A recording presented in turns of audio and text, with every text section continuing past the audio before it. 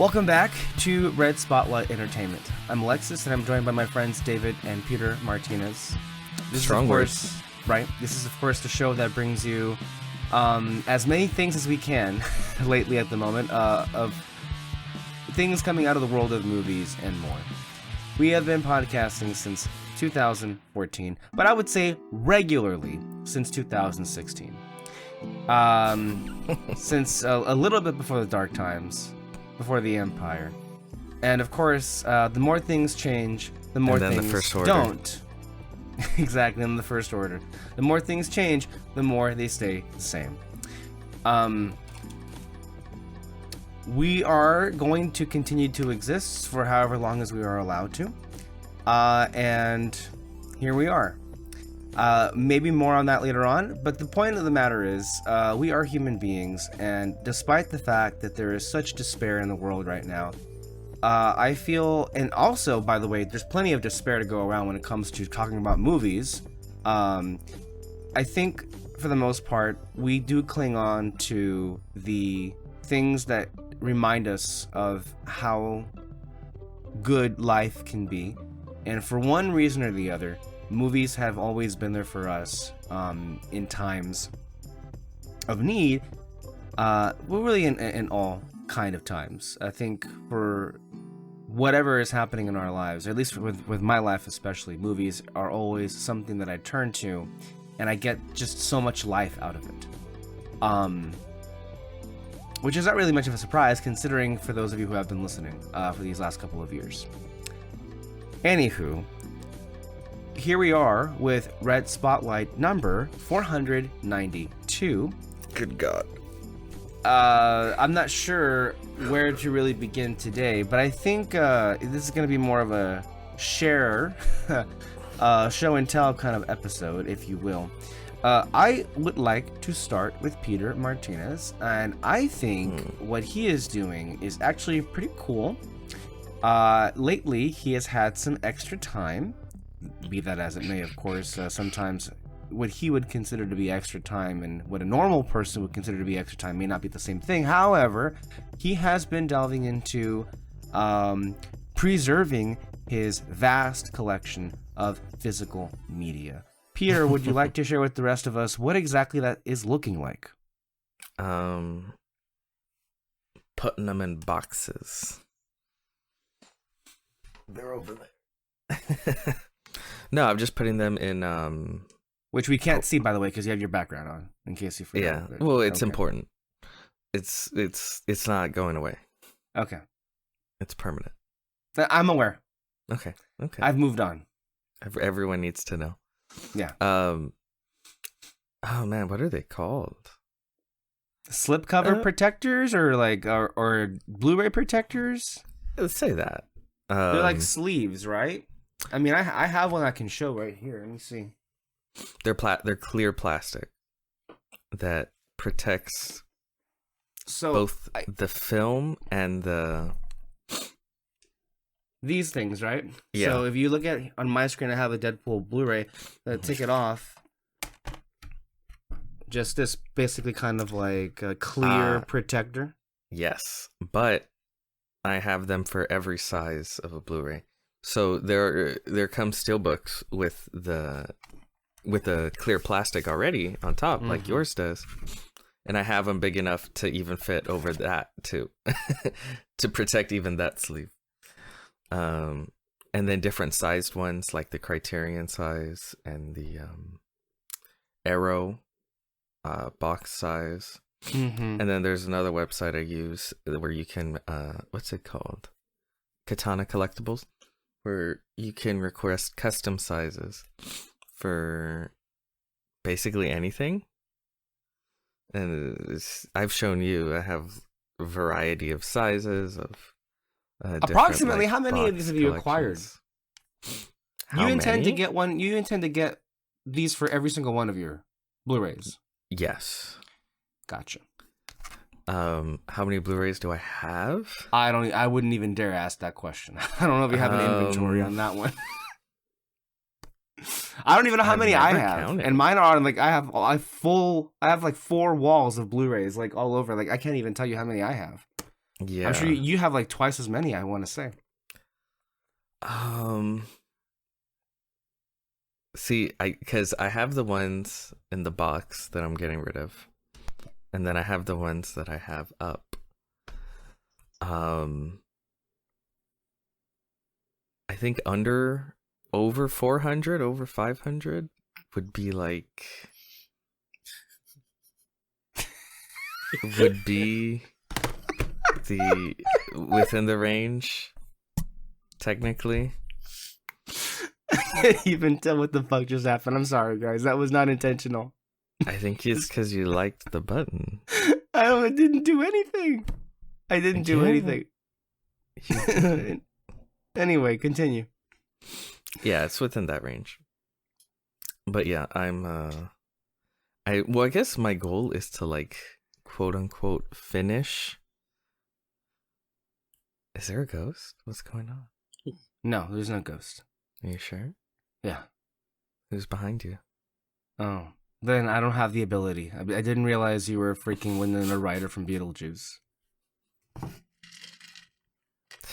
Shake Zamora, shake it all about. No, but my goal right now is kind of just like quote unquote finish. And it's not finished because like there's always going to be new movies that come out that you'll like, and then they'll come out on like Blu-ray or something that you want to own. But my goal is, I guess, to like 99% finish, you know, the collection. And so that's my goal right now. The Martinez collection. Yes. And I guess it's tough because like for me, I don't want I don't want joy to come from an Amazon box in my life. You know what I mean? I don't want the joy in my life to come from like purchasing things. So the things that I do own, I try to be like very strict on how much I get and like not let it get out of control or anything like that. Because like, I don't want. That's not where I think people's happiness should come from, is buying shit. Become a slave to the capitalist system. It can be a problem, and I think a couple of us on this show can share and have documented a couple of issues in the past. I mean, to say nothing of me, which there's a long list of things to say of course, when it comes to this aspect of it. But evidently, I inadvertently triggered a similar thing with Kyle Lira last Christmas because he admitted that, didn't he? Yeah, several times. Which was I gave him a Mondo vinyl of Steven Spielberg's Hook, but it was the John Williams score, obviously. Yeah. And he loved it so much that he like bought like 50 vinyls in the last. Good God, 50. I mean, I'm exaggerating, but it felt like that much more. And by the way, did you know that they have an app, a letterbox version for vinyls? And Kyle, of course, has an account. I 100% believe it. And he has documented his. There's an app for everything now. Yeah. Everything. There's one for video games, books. I got one for comics. It's everything. That's another thing. I have a few comics over there. No, but I think that's why you asked, like, oh man, why you get rid of them? And I think that's another reason too. It's like I'm trying your old ones, you mean? Old ones. I want to say that you've gotten newer versions of the same film. Yes. I've sure, upgraded. I'll give you an example, right? 4K. Like you gave, for once, a few Christmases ago, you gave me the original Avatar. Yeah. The original Avatar Blu-ray, which I have somewhere that I can't see, but I also have now this version, which was the 4K, which how can you not have the 4K of Avatar, which this and The Way of Water have to be the best looking 4K discs ever. And I want to say that was not out on 4K yet. It was at the time. When it was gave you not. The Blu-ray. Yeah. So don't make it seem like I cheaped out on you. I wasn't trying to say that. I really wasn't. Why do you do this? I wasn't trying to do that at all. Oh my God. No.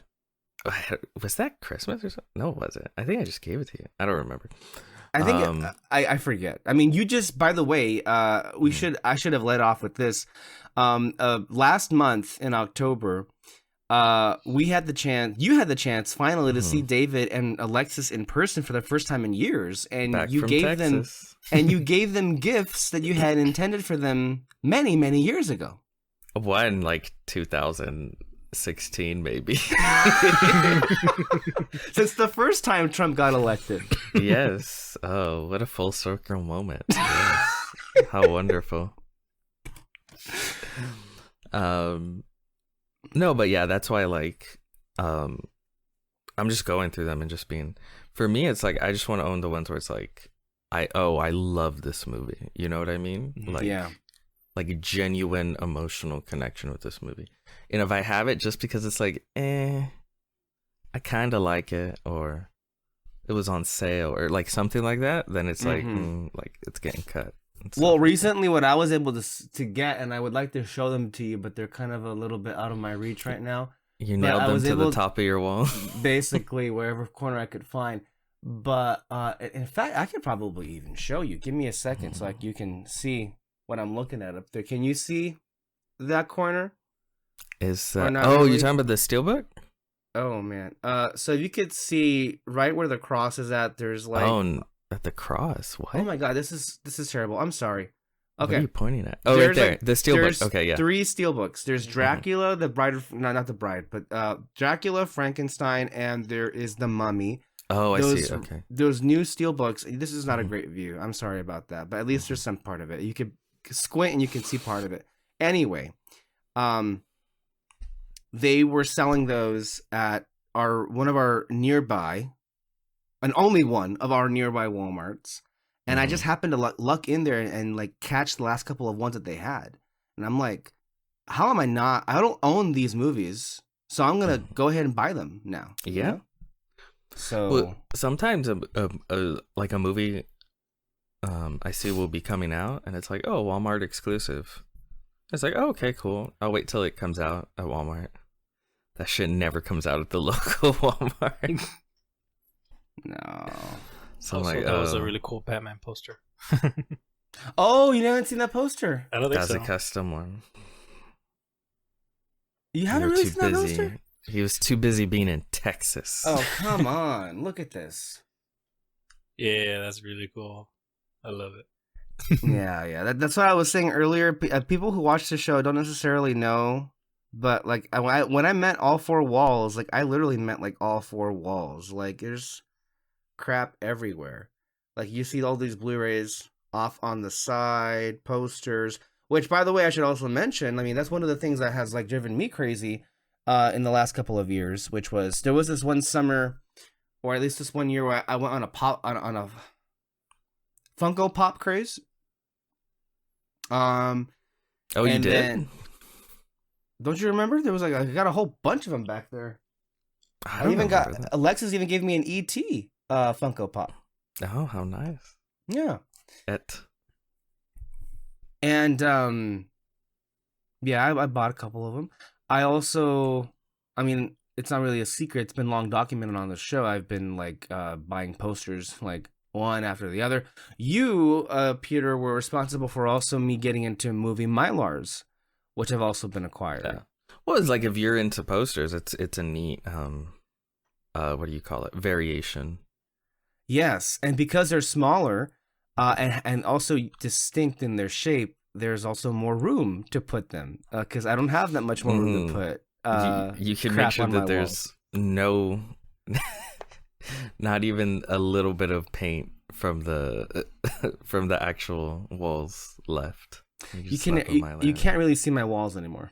I keep telling you to move to the ceiling. I don't know if I could do that. It'd be probably a bit too much. What are yes, go ahead. I was gonna say another thing you jumped to, but they're kind of expensive. Is those like light box poster Oh man, do you really think I would? I know have you've already thought gotten about it, them. Of course but I have, but like I have very expensive.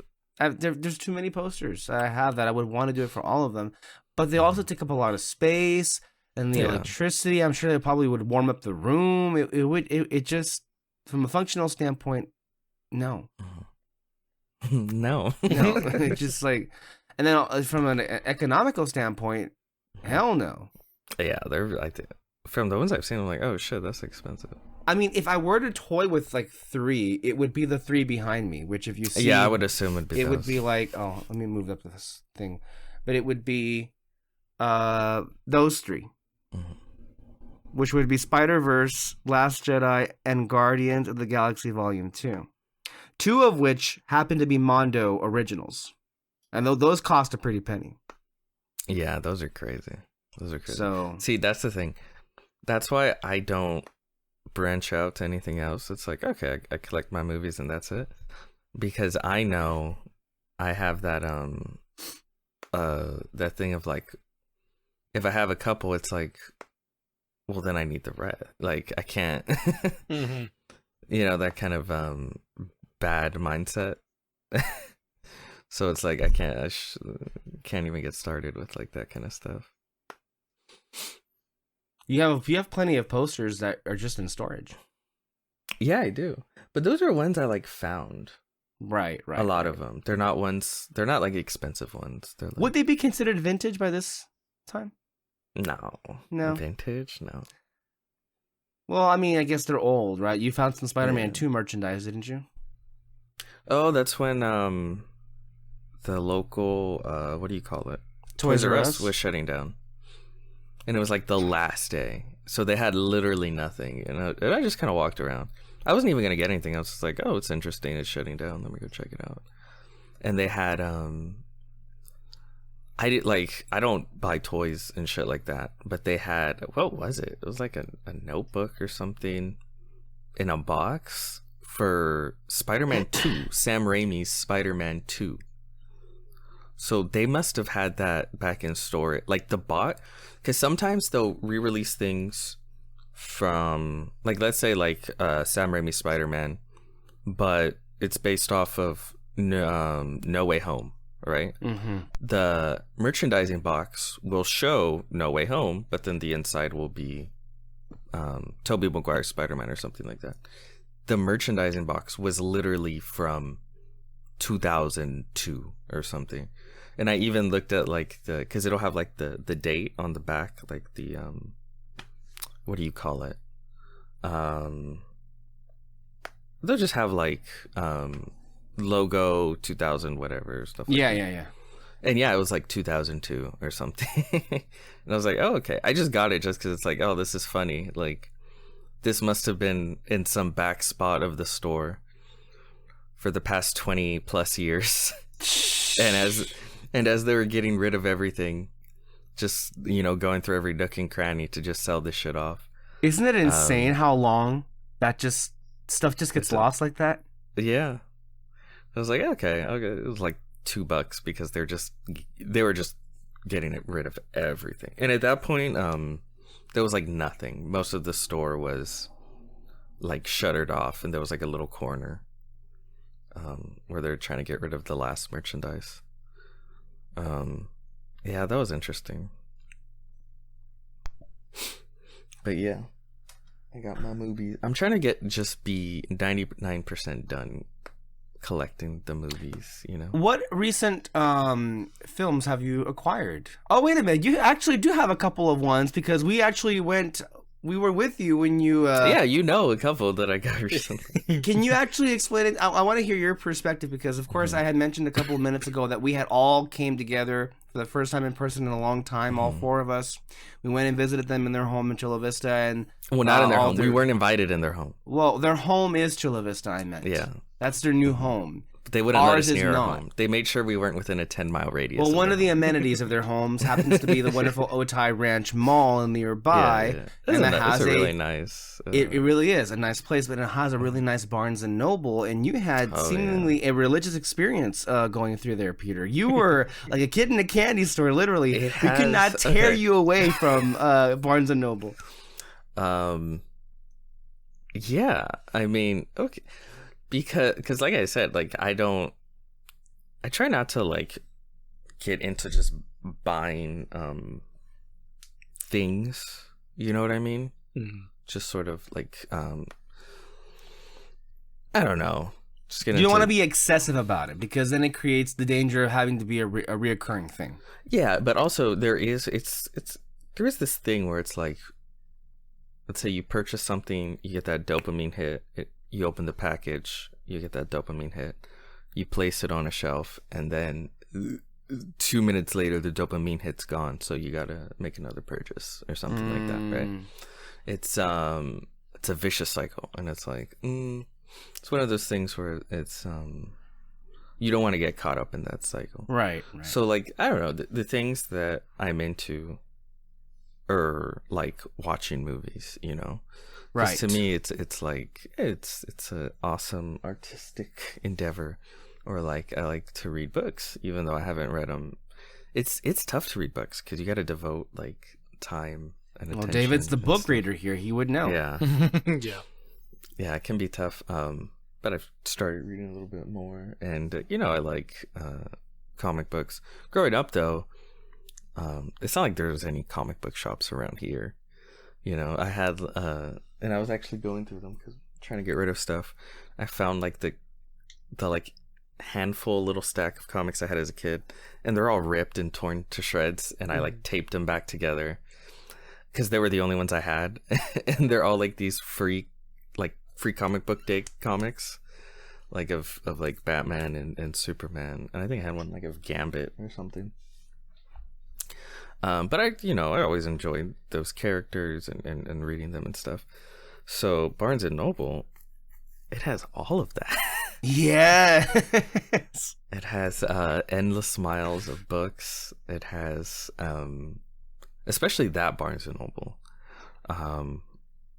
all the like kinds of movies you can't buy anywhere else. They'll have like Criterion and Arrow and a lot. You're of not really these- selling it enough, though. It's like, for one, they have Yeah. a selection of Blu-ray discs, which is a rare find anywhere That's now true. these days. It's rare. And on and- top of that, they have like a dedicated wall, basically, for Criterion. A dedicated Criterion wall, and then you go around that, and it's like all the Blu-rays. Because like the only place that really sells Blu-rays at this point is like Walmart. Yes. And they'll sell like the new releases, so Deadpool and Wolverine, and like Inside Out 2. Inside Out 2, maybe, and stuff like that. And here they have everything else, you know, like because there's a lot of really cool, sort of small, almost boutique Blu-ray. And even DVD. They had companies? some really Yeah. out-of-print DVDs that I'm like, whoa. Yes. I felt like I got Mhm. transported back into the 2000s. Yes, it's really cool. But they'll have them there physically, and not at bad prices either. And then of course they have their endless walls of like comic books. By the where way, they have, I like, want to stress when you mean... hardcovers and I want to stress that part, what you just said about not at bad prices either, because I was just watching a video with one of the physical media YouTubers, and the first going price for the, I guess, exclusive version of Deadpool and Wolverine,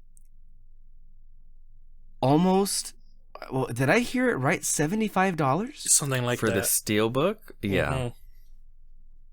And they had like two versions of the steelbook or something. $75. Yeah, I ain't paying that. Especially for a steelbook, it's Especially when it's just the 4K version of it, and I think we're thinking about the same person, but he was just like, Yes. it didn't have the Blu-ray and regular DVD version of it. There's no like special thing inside it. It's just one DVD, probably the 4K, maybe the Blu-ray. I don't know, but it's just one, and so it's not worth it. Like, I It's- remember one of the last injuries or insults that Best Buy committed against physical media was that they were like propping up Roland Emmerich's Godzilla film for $59.99. yeah. Where on Amazon you could get it for like half the price. Well, that's what was insane to me. Like Best Buy was bitching, like, "Oh man, we're not making money off physical media," and it's like their shit was always so expensive. They never discounted anything. And yeah, like just about Ironic, right? Given the name is Best Buy. Yes. Well, because sometimes I go to Best Buy and, walk around, look at the movies. And for me, I'm not trying to spend all the money in the world. So if there's a movie there where it's like, oh, I kind of like this, I'll check on eBay or I'll check other places to see if I can get the same film for cheaper.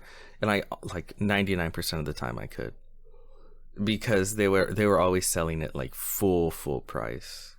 Like and that's like, who's gonna pay that? It kind of reminds me of people going like, well, why don't people go to the movie theaters as much anymore? Well, movie theaters used to be a poor people thing. It's like, man, we don't got nothing to do, but I got a nickel. Let's beat the heat and go see a movie. Which is why they were called Nickelodeons at first. Yeah. For those of you in the know. Mm-hmm. So it used to be a poor people thing, and then it turned into this cash cow. Non-poor people thing, because just to go with your family, it's like $100 fucking bucks. If you want to get. Well, the '80s changed that in a big way. I think one of the best representations of how America changed, as far as like this, sucking on the teat of like capitalism. Thanks, Ronald Reagan, by the way. But if you look at season 3 of Stranger Things with that Starcade Mall, that's the best like way we can that represents the change that happened in the '80s. The rise of the malls. Yeah, the rise of everything, consumerism, capitalism. It was just like spend, and then but at what cost, as you saw in that season, of course. Yeah. And I think the same thing is with like physical media. It's like, oh yeah, 4Ks are nice, but who's gonna buy it when every time you want to own a film? Oh, because you're already competing with streaming services and stuff like that. So every time you want to own a film, it's like $60 or something like that, like some insane price just to own it. When I used to think like, oh, like purchasing them through, I guess Amazon and stuff, just to own them digitally, it'll be, what does it usually run, like $20 on Amazon or iTunes, like new releases? Yeah. 20 to 25 around there. I think the average is like $20, but I think maybe for the ones that come on there a lot quicker, like Universal titles, maybe $25. Because I mean, one of the recent cases was The Wild Robot, which was as what Universal does. After 17 days, guess what? It's on digital, but I think it was for rent only for $25 first, and then it comes back down to $20 if you want to purchase it weeks and weeks later. Yeah. So, because some people aren't crazy about just owning a film. Sometimes they're just like, I just feel like watching a new film. It's like, I'm going to go to a store and spend 60 fucking bucks to own this film, or I could spend 25 and just rent it, just watch it, with click of a button. So yeah, I think those insane prices are what really hurt. Also hurt physical media sales. But I think it's kind of turning a little bit into like records a little bit, where it's less about just listening to music and sort of like this collector type thing, like this niche thing a little bit. Mm-hmm. What's that sound? I'm sorry, it's my neighbor. He's taking out the trash. Oh, good for him. But because like I was saying, there's a lot of like boutique Blu-ray companies, like tiny companies that will release some dog shit movie you've never heard of from like 1972, and they'll give it like this massive release of like a 5-pound box set with 700 discs and booklet and art cards for like $200. And it's for a movie called I don't know, the fucking Scarecrow Kills at Midnight, and it has fucking 12% on Rotten Tomatoes. It's funny, that sort of environment that's out there for stuff like that now. And then it's always so inconsistent as well, like as far as the what's happened in recent months and weeks, because I'll give you an example. Earlier in the year, I was able to purchase Skinamarink on Blu-ray finally because it came out in a steelbook case. But months before, it had only come out on DVD, which was a nice DVD with a slipcover, but I wasn't interested in that. I wanted the Blu-ray. That's just how I am. Now, similarly, Late Night with the Devil is out, but only on DVD, and I'm like, well, where's the Blu-ray? I would definitely get the Blu-ray for that movie. You know? And then similarly, of course, they announced months ago, Challengers was going to have only Blu-ray, not 4K, but I don't know how long it's going to last because Megan from last year first came out on Blu-ray only, and then months later, oh, guess what? Here's the 4K.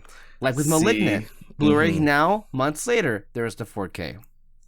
That's what fucks me up too, because it's like sometimes a movie will come out on Blu-ray and it's like, well, if I can get it on 4K, I'd rather get it on 4K. You know, it's a nice looking movie. Maybe I'll wait, and then you wait, and then you wait and you wait, and it's like, oh, it's never coming out on 4K. Yeah, and then so you go back to try and buy the Blu-ray, and now it costs like 3 times what you would have originally paid for it, because you waited so long. And then other times, and so then next time the next movie comes out, it's like, oh, I'm not getting tricked again. I'm buying it day one, and then 2 months later the 4K comes out. It's even more inconsistent there because you look at the movie behind you, Poor Things. It belongs to Fox, or formerly Fox, and now it's just Searchlight. But since Disney acquired it, okay, well, Poor Things was lucky to get a 4K release, but Banshees was not. Banshees of Inisherin. Yeah. I think that was one I waited for, and then it's like, oh, now it's just... And I love that movie, so I was like, fuck, I should have just got it. Yeah, and I hate that feeling, because it's... sometimes you can get good deals on these movies, and sometimes they cost a lot. They can become very rare very quickly. And I was there is Late Night with the Devil. There is 4K releases. This is what I'm saying. I haven't seen them. Oh, okay. You have to look at these more boutique companies that really like Second Sight. One I saw was selling 4K copies of Killers of the Flower Moon. Oh yeah, I have it. I didn't even see it. Yeah, it's over there. You want me to grab it?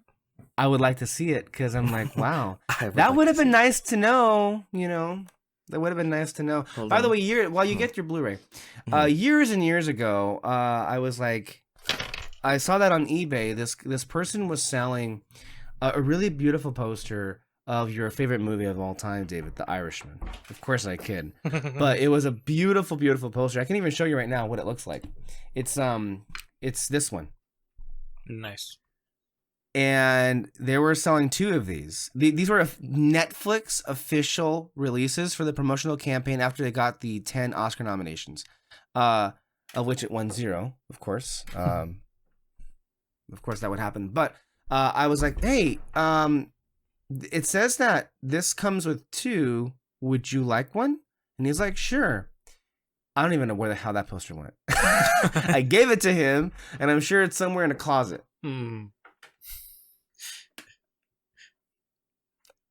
Okay. Okay.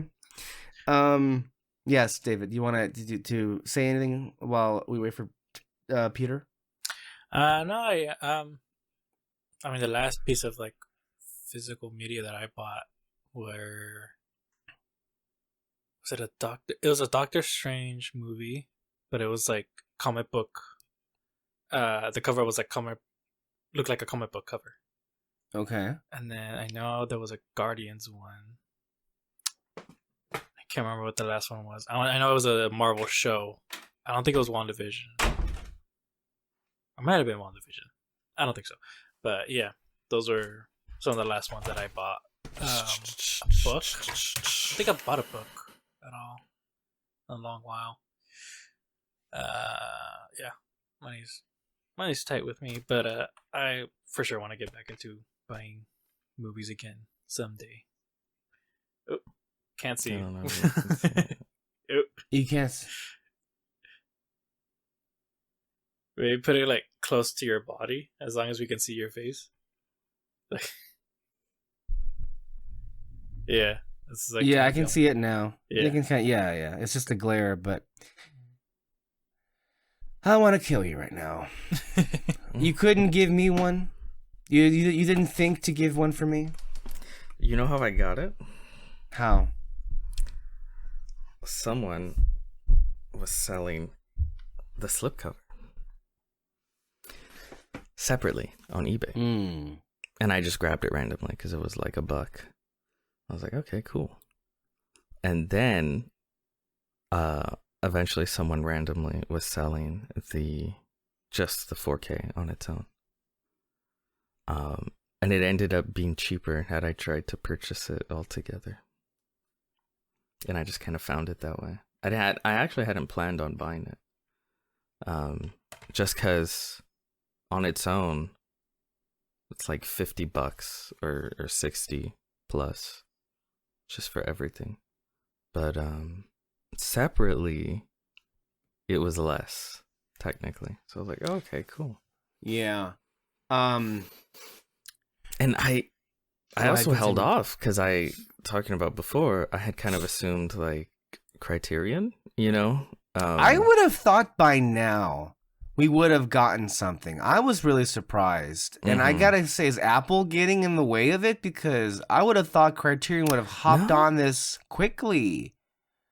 I was gonna say, I know they did The Irishman, but that was Netflix. Yeah, maybe. Netflix did it on their own. But for those of you who are not aware like, of, Scorsese and Criterion have like a very, very close relationship. Like a lot of Scorsese, Freudian slip there. Scorsese's filmography is on Criterion. Yeah. But yeah, no, you gotta look at other.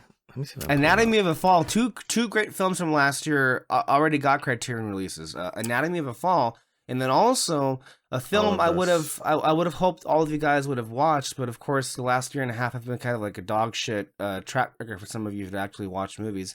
Paul Mescal and Andrew Scott,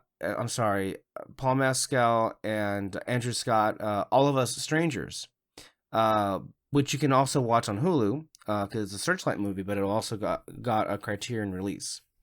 Yeah, there's a 4K Second Sight Films. It's a UK Blu-ray company, but they release a 4K of Late Night with the Devil. I'll go look for that one. But you know what? Like I feel like in the last couple of years, most of my money has just been going to the cinema. It's not really been as concentrated as like at home releases, and I'm not really quite sure what's behind that, except for the fact that ever since we came back from COVID, and I've been saying this again and again and again, I've just appreciated being able to go to a movie screen. And again, even though we're practically 3.5 years later, I still feel like any chance I get to go to a movie theater, even if it's for a bad movie, it's a treat. Because we spent a whole year not being able to have that. And yeah, so like I've been mentioning to Peter that lately, and I don't want to transition this so just yet as far as like how this year has gone, but needless to say, I've watched a lot of older films in theaters this year, and it's definitely been a good experience. But I also wanted to share to this whole physical media thing, the most recent purchase that I made was actually on eBay. It was through... Oh, sorry. I meant to say before that. I don't want to get off of Flower Moon too quickly. It's funny, Peter, of course. Not for it to get too dark and too topical, of course, but like I really It's related your favorite to thing to do. This tweet, of course, that I saw this week. Oppenheimer deservedly felt like the film of the moment last year, but I am starting to agree that Killers of the Flower Moon is the one that we're going to revisit and contemplate more about as time goes on. Well, yeah. I guess it depends. Because Oppenheimer is an amazing movie. Don't mistake me for a minute. I have a lot of cynicism because personally, I acknowledge Nolan is an outstanding filmmaker, and that film was a tour de force, and it is a very, very worthy winner. I am still salty about how he acted during a pandemic and I how agree. everybody else Yeah. just selectively chose to forget about that. Mm-hmm. Yeah, he acted pretty shitty during the. And And then the arrogance toward Warner Brothers of all people, when they're the ones that were backing him up from like that's the decades thing. at this point. People are like, "Oh, Warner Brothers treated him like shit." It's like he had a full release for his fucking Tenet. movie when Tenet. I still haven't watched it. Same. No, I have not. Because when COVID was at its height, when people really shouldn't have been going back to the movie theaters, but because he was so concerned with the theatrical release, they fucking did it. They probably lost money there, and he's like pissed at them. Yeah, no. There's a lot of people that should rightfully be pissed at Warner Brothers. I don't think Nolan is one of those people.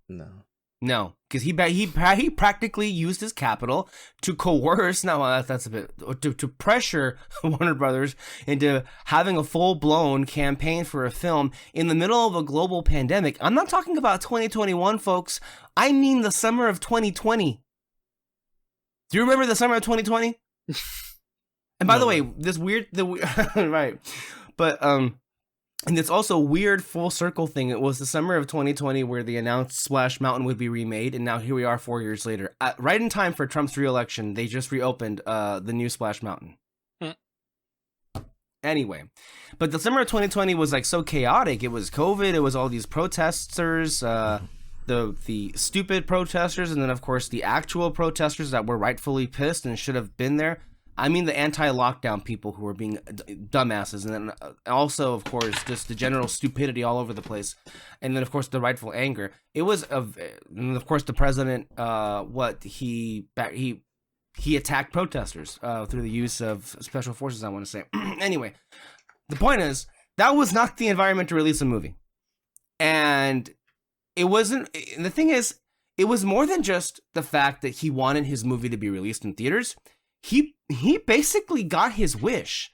He not only pressured Warner Brothers to do that, but he basically got Warner Brothers and some of these movie theater chains to act as if magically COVID had gone away, and they rolled out the red carpet and like, hey guys, movies are back. He got Tom Cruise to come on in here, and it had the special mask that was entirely ineffective with whatever he was trying to do. And they had this press of like, hey, go see your movie, go see my movie.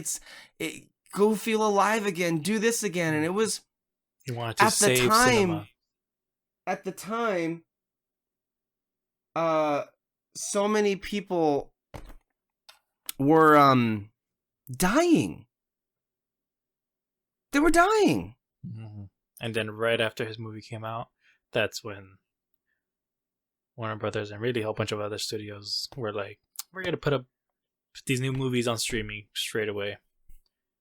And then he gets mad at that. But it's like, dude, like, it's not a coincidence that they're doing this now. You know that, right? And then, of course, like everything else, David, it didn't matter. Mm-hmm. None of it mattered. When Oppenheimer came out, it was like, what? That happened? Huh. Mm-hmm. Anyway, it's time to give him his Oscar. I don't disagree with that idea. He does deserve one. He is that good. It just personally leaves a bad taste in my mouth how collectively we just have amnesia about the way that he acted. And the damage he inflicted, by the way. And it's like Trump. He just gets to walk away scot-free like it didn't even happen. Mm-hmm. So it was not the best of times for sure. It was what it was. But I think more to the point is, David, you and I specifically, we were correct. Flower Moon was the movie of the year, and that's it.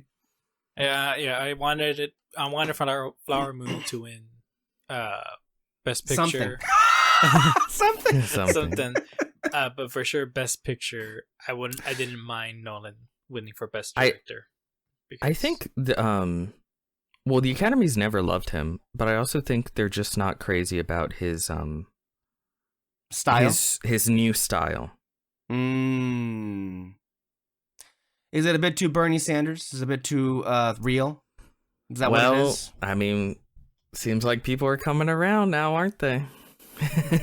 Are you telling me Bernie had a point? Oh my god! Oh god! How many damn headlines have I come across this last From week? It's this like, Bernie bro to another. maybe right. We even had Bernie shirts back in 2016. Remember? The fuck you mean back in 2016? I wear them all the time. Well, I mean, at the time that he had his first presidential campaign, he got shirts to commemorate the How else occasion. would you fucking get that? Exactly. But it just goes to show you we've been ringing that tune for a long time now. But I do feel, though, historically, you are correct. Scorsese has never been loved, and vice versa, by Hollywood in that regard. At least the insiders. That's basically. I'll tell you this. It feels like the Academy treats Martin Scorsese the same way the Democratic insiders treat Bernie Sanders. To a certain extent, yeah. Because I mean, he's kind of welcome it's there. not a but it's also one-to-one. like It's not a 1-to-1. Although I gotta be said, look, I mean, Bernie Sanders has not necessarily been like. I feel like they don't trash talk Bernie anymore as they used to back in the Hillary days. That's what I'm saying. Like he's welcome at the table, but if they can look at literally anyone else to award, they will. You know, it's like, oh my god, Kamala Biden. What's his name? Buttigieg.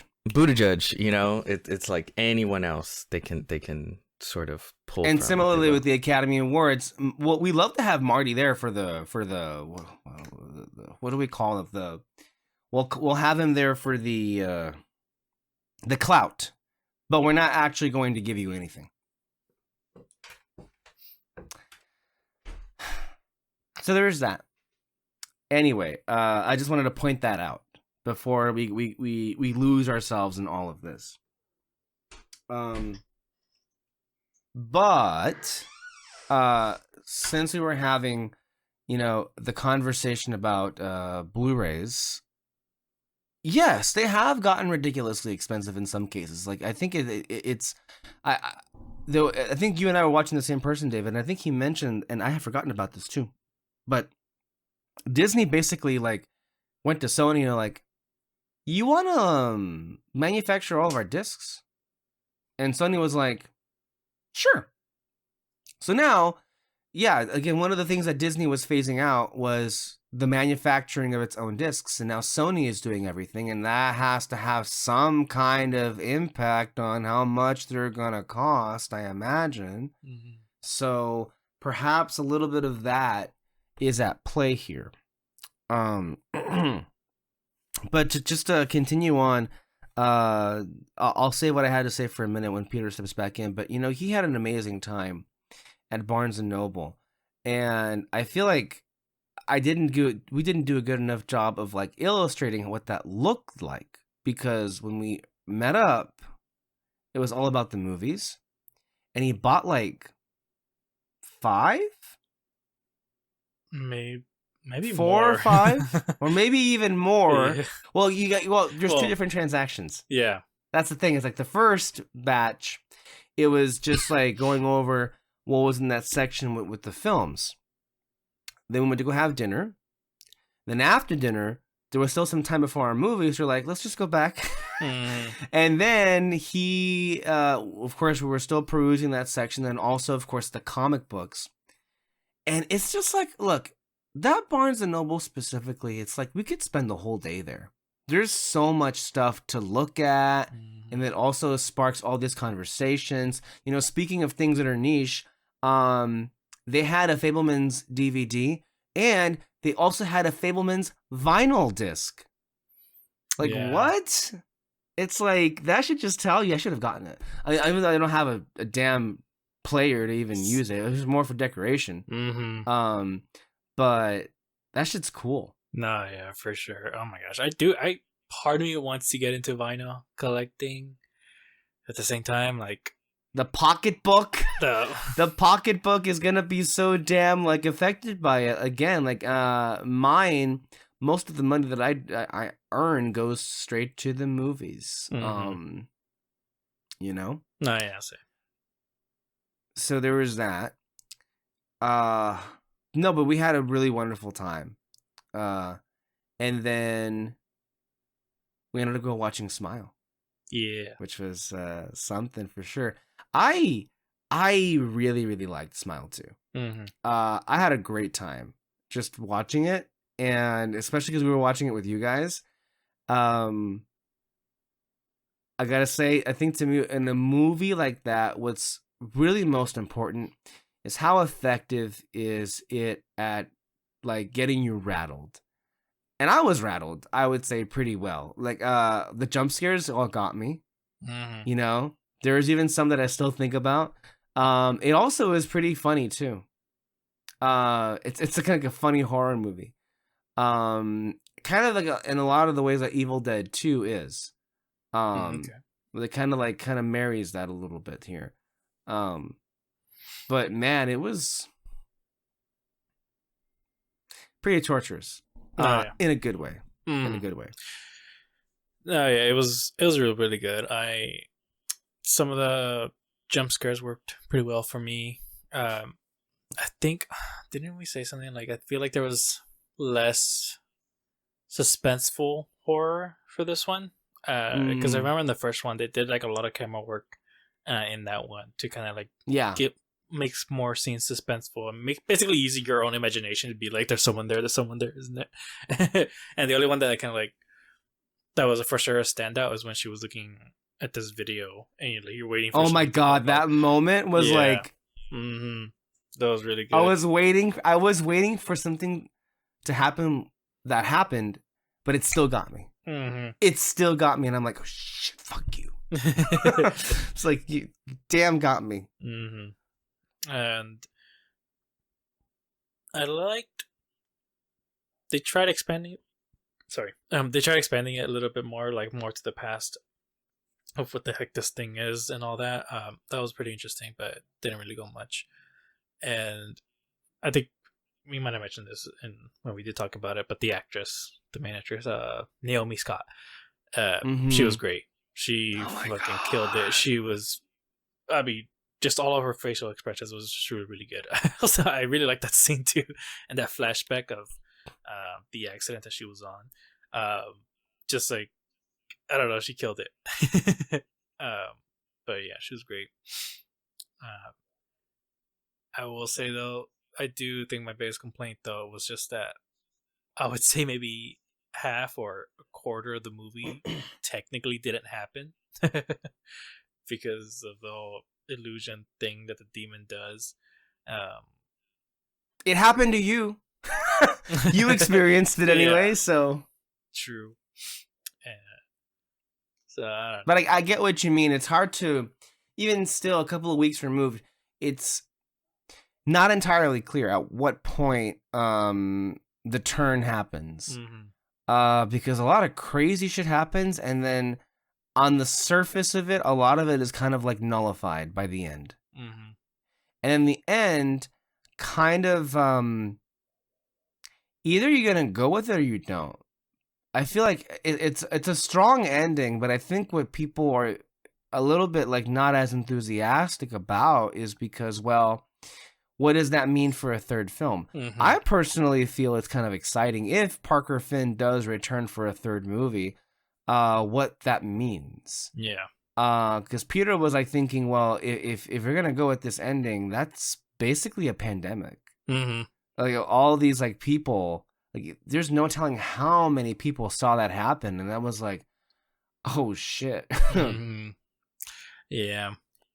I would say that the one thing though, and this is something like every horror franchise does, that just it gets really annoying too. But like, it's that thing of you set up how to destroy the monster, but then at the end you go, "Ha, jokes on you." It never actually worked, and it's just like that needs to stop. That's one of the because Mm. it's okay on the first Smile movie where it's like, okay, I have an idea, I'm just gonna like she's she tries to kill herself. That's how she's gonna stop it, and but then no, all illusion. None of that actually happened. The first one, it's completely fine because you're either you don't know what's gonna be, because usually with some horror movies, when it's only a one-off, yeah, it's done. But with this one, it's fine for your first one, but on your second, you'll be pushing it a little bit, and so for the third one, the message that sends is like this thing is basically unstoppable. yeah, but that's the thing though. It's like, okay, then how is it? Then that's not suspenseful anymore. Because exactly, that's what I agree with you. Okay. When you do that, you take away some of the interest. It's like, well, why am I going to continue to watch this if I already know the end result? Yeah. So I get what you mean, and I feel like I the idea that they were pushing in the second film, I thought could have worked. Mm-hmm. And then it kind of like, well, psych. Yeah. Again. And then for a third film, how do you even? Yeah, that's the thing. What do you even? I think what the writers should do is establish one person actually beating it. It's like you put that in the beginning, so it's like, okay, now we're gonna cut to this random person, and now you gotta like make it suspenseful for us to see if they figure out if they're able to figure out that too. Like, how is it going to lead to this person and all that? How is this person going to figure it out now? It's like, okay, we got to win. Let's see if anyone else can do it, you know? And so that's the only thing I can think of to make it suspenseful and interesting for us, for a third movie at least. So, I don't know. Yeah, I imagine it'll be out in 2 years, more or less. These films are not expensive to make, but I do want to compliment, of course, the films. The ensemble cast was great. I love the use of sets. Great set decoration. That apartment was perfect and horrific. And also just the imagery alone. I mean, when she goes back into her apartment and she has all these people with the, and then they're going near her, I'm like, oh my god! And then that twist, I saw it coming, but it still got me. With the friend and the phone ringing. Yeah, that. Oh, I laughed the hardest. I was laughing and I was just like, oh my god. I was trying to cover my face because it was so awkward. That scene where she's kind of like the demon is making her like unload, and it was really a humiliating event for her. And then of course she knocks over an old lady. Yeah. You're just waiting for something embarrassing to happen, and yeah, what you think happens. It was pretty good. Also really did like the dancing scenes, basically the rehearsal scenes and all that. That was like, Naomi Scott performing. That was her actual voice. Yeah, you know? And like but then also just like you would think you kind of be like, oh, okay, come on, move on already. Like, we get it, she's a singer and all that, but it's like, no, actually, like, it just didn't like her dance moves and everything, what they're doing with like the staging and the lights and all that. It's all really, really good. And then just kind of like it grabs your attention, and then when something happens, whether it's because of the demon or not, it just kind of like gives you like a whiplash, like, oh shoot, yeah, right. we're in a horror movie. We're supposed to be scared. So, and there was some the songs are good too. Yeah, the songs are pretty good. There was some pretty good. So, and of course the lyrics very much mirrored the character's journey in the film. So, of course, it's all tied in together, which I love, details like that.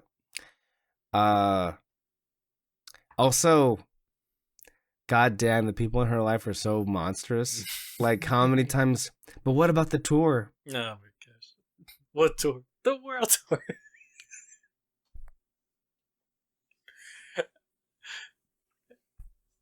That's what made it funny and cringy too. It was like all those people were just there to make money off of her. Nobody gave a shit about her. No.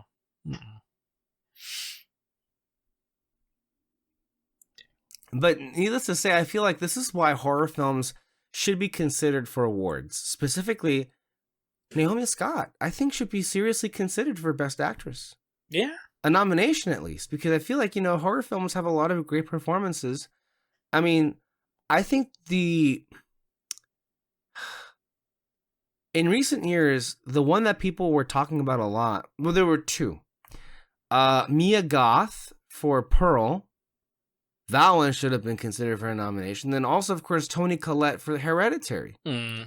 But historically speaking, I think the most well-known horror performances that were nominated, oh God, was it? I think Ellen Burstyn, was she nominated for The Exorcist? But I know for sure Sigourney Weaver was nominated for Aliens. Mm. Although I guess you could say that's less horror and more action. Yeah, it's more action, I would say. Although, of course, it's kind of a, I guess, a difficult thing to parcel through. Peter, since you're back with us now, I'm gonna go ahead and wait for him to put his earbuds on so you can see it. Mr. Martinez, do you recall if Alan Burstyn was nominated for The Exorcist at the Academy Awards? Alan Burr, sir? Or anybody from the... I think the Exorcist got a lot of... what? Did I not say the word? Alan Burstyn. No, he I was made a referencing joke. Hamilton. Oh, you Alan Burr, Oh, okay. I get It's it a now. song. Yeah. I get it now. Sorry. I thought you would understand millennial humor. Evidently not. Oh, did he get a nomination? I have no fucking clue. Yeah. I was just I talking don't about horror follow performances that should have been nominated nominations. because we're talking about Mia Goth and Toni Collette because we were really impressed Oh. with Naomi Okay. Scott and Smile too. That's why Yeah. this was spurred on. Can I talk about that? Yeah. I guess there's this new movie out on Netflix. It's like a crime musical starring like Zoe Saldana and like Selena Gomez. Emilia Perez. Selena Gomez. Mhm. Is it Emilia Perez? Yeah. I haven't seen it. It's It an actual doesn't- musical. Mhm. Yeah, they're singing. And apparently it's like an awards contender specifically for like what's her name? Not Selena, the other one. Zoe. Zoe Saldana. And I've seen like clips of her I guess she has like this big breakout musical number and stuff. And I watched it. And to be fair, I will say I don't like when people judge a film just based on clips because taken out of context, it's not great. I don't think it's fair to the film. So I'm not judging the whole film because a lot of people are judging it, calling it dog shit. I'm not judging the film. Just looking at like the performance within that clip. It's not impressive to me at all because like people are sharing it going like, oh my god, it's clear she's nominated, she's got the Oscar. And I'm looking at it and I'm like, man, as long as you make a certain kind of film, you don't have to have that great of a performance. Joker. Hello. Yeah. We just talked about it in the last episode. I mean, before going into the disaster that was Folie à Deux, people were already like, okay, best actor again nomination, best actress for Lady Gaga, best director, all over again. They were checking off all those without boxes even then. seeing the fucking movie. Yeah.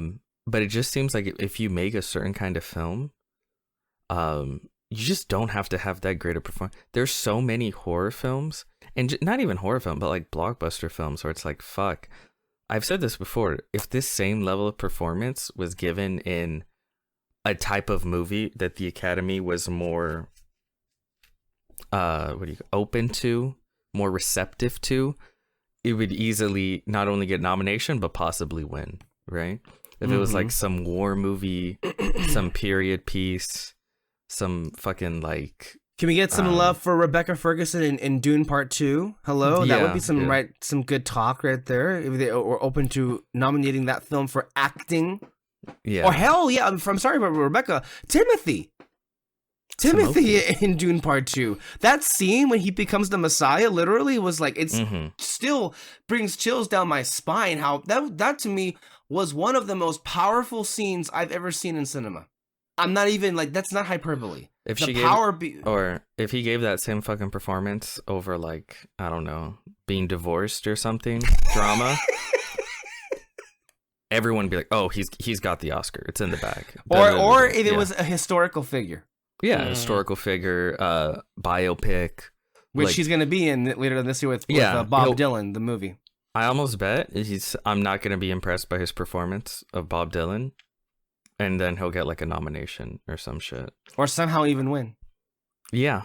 There's just specific films like fucking what was it? The Queen movie?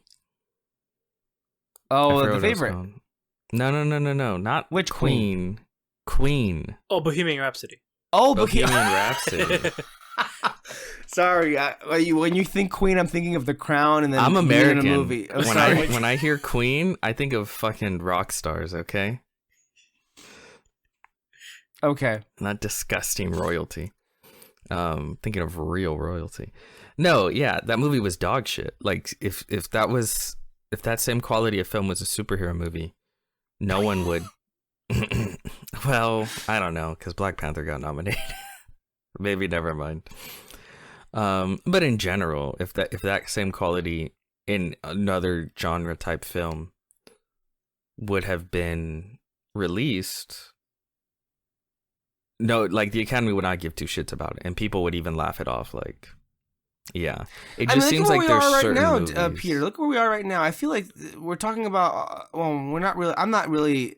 I have not paid attention too much about like what's being considered, but like where Dune, hello, Furiosa, hello, Challengers, hello, Wild Robot, hello, like those 4 films are, I think, the best 4 films of the year, at least in my book anyway. I'm not saying it's definitively, but for me, those are my top 4 of the year, and those are pretty great movies. Yeah, who's the actress in Smile 2? Oh, Naomi Scott. Naomi Scott, yeah. If she gave that same performance in a movie, in like some drama about like having an abortion or something, everyone would be like, oh yeah, she already has the Oscar. Like, it's done. Like, the race is done. It's hers. I think that's why these stupid fucking awards things. And it's so dumb because like Scream Queens are so iconic. And yet, like, I mean, Jamie Lee Curtis probably should have gotten for Halloween, but then also, I mean, we're thinking about in recent years. I mentioned Toni Collette and Mia Goth. What about Elizabeth Moss and The Invisible Man? Yeah.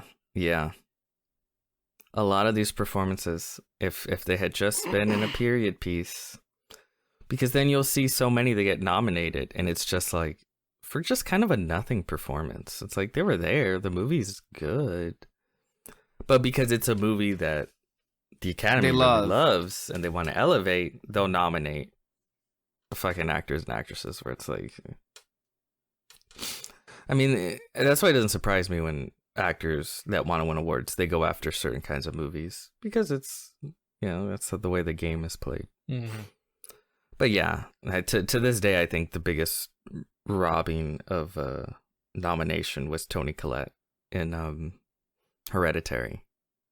She gave such a good like that fucking that table scene when she blows up. That was her fucking. That's the Oscar clip right there. That was the clip. Yeah, that was the fucking clip. Let him play it. Fuck them.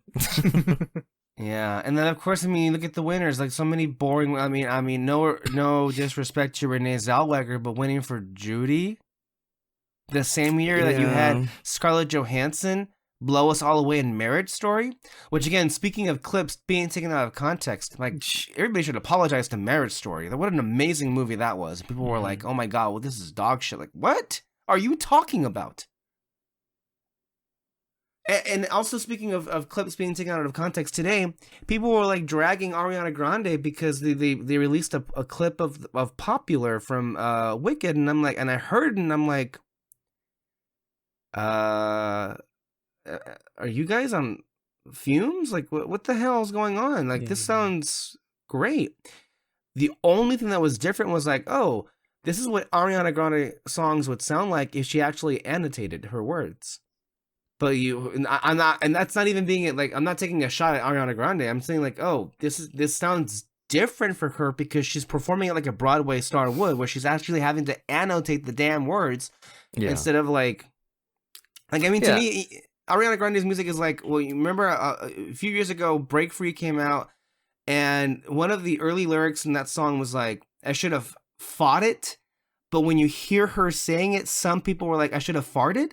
Like, that's what it sounded like, honestly, to some people when they first heard that song. Or even Taylor Swift, the Starbucks Lovers, when it was like Starstruck Lovers. I don't even know what the hell thing it was, but it basically, pop stars do not annotate because that's not what the style is. In Broadway, musical theater, you have to. And so maybe that's why it sounds a little bit differently, but she sounded amazing.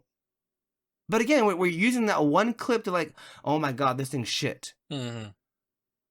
Sometimes it can be useful. Like when they first released the early clips of Indiana Jones and the Dial of Destiny, we were like, the effects don't look real. Oh god, this is not great. Yeah.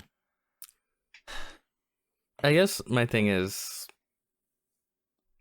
yeah, I think with trailers and stuff, promotional material, it's meant to sell you on the film. So I think it's fair to be like, this isn't selling me for this specific reason. No, yeah. So, but I'm less, I feel much less about that when it comes to people just grabbing random clips within a film. And removing all context, right? Because a trailer, it's like, well, that's released by the people making the film. They're chopping it up in a very specific way, meant to entice me. So if it's not enticing me, I think it's a fair critique. Whereas someone just grabbing a random clip that, like, maybe the last 40 minutes of context would help a lot to make that moment work, and just going like, oh, isn't this weird? Isn't this silly? Isn't this dumb? Isn't this bad? I'm not crazy about that. I think, because I think a lot of people don't care. I think a lot of people, again, especially with like Twitter, it's about it's been fucked by Elon, so it's about making money and among other things that have been fucked by him. Yeah. Creating those viral moments in order to get engagement, to try and make money because they have blue check marks. So, yeah, I'm not crazy about that. That's why I'm not shitting on, what's it called, Amelia Perez? Yeah. I'm just saying the people that shared that specific clip and were saying, like, oh my God, like, give her the Oscar. It's like, well, from what you're showing me, it's not, I'm not feeling that at all, really. Not that it's bad, but it's like...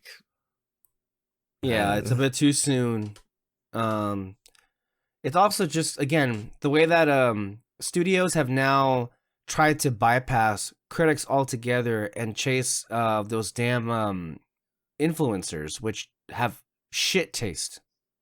And so it's hard to tell, especially on an app like Twitter, where it's like, okay, am I listening to the perspective of someone who knows what they're talking about, or am I listening to the perspective of somebody who's been bought and paid, or somebody who has just shit taste? You're not really sure anymore. Thank you, Elon. By the way, yeah, it's a fucked website now. It really is at this point. Are we feeling any differently than we were last time about Wicked? Because I'm a little bit, I'm still cautious. I have noted the positive responses have not dimmed yet. Like there's been a slow build of like people walking out and like, wow, this is pretty good. I have not seen anything negative so far about the film. Peter, am I wrong, or have you seen some things that are not great about the reaction to Wicked? The thing is, which, by the way, I'm not saying that think... means it's going to be great. I'm just saying, as far as like noting the reactions to the film, I've not seen any outward negative word yet. I don't know if official reviews have dropped yet, though. Or even... No, I don't think so. Right? They had the premiere, but no. I don't think I have any official reviews. But you are correct. No reviews. All I've heard is that there's fans that are like, yes, OMG, I really enjoyed it. And then from like official reviewers I would trust, I haven't heard anything overtly positive either. Like, I just haven't heard much at all. I don't know. If it was a disaster, I think you would have heard of that. Yeah. I don't think it was ever going to be a disaster. I just think it's going to be just kind of lame. Just because, like, from a visual standpoint, it's lame, and I don't think that's gonna change in the final film. Yeah, I don't know. I have like no hopes for on it, and also I'm not. I guess I'll say it, I'm not crazy about the main two leads either. Okay. It's not that I don't dislike them as like actresses or anything like that. but I don't know. I'll say haven't seen I'm more anything- optimistic than you are, though. I feel like Mhm. at the very least, it's gonna be some version of good. If it's like outwardly lame, and I'm like, oh, I don't know. I'm gonna go into it thinking there's gonna be something about this that I'm going to enjoy. Maybe on the level of The Color Purple from last year, Mm. which Mhm. wasn't great, but it was pretty good. Mhm. On the whole, and so I'm gonna, I that's what I'm bringing into it. But I can definitely understand where, and I've seen the same things that you have seen. Where I'm like, well, I guess we'll see what it is, but we don't want to be too optimistic about it. At the same time, how about Gladiator 2? Because that also just had its premiere, and they've also seemingly had some pretty strong reaction.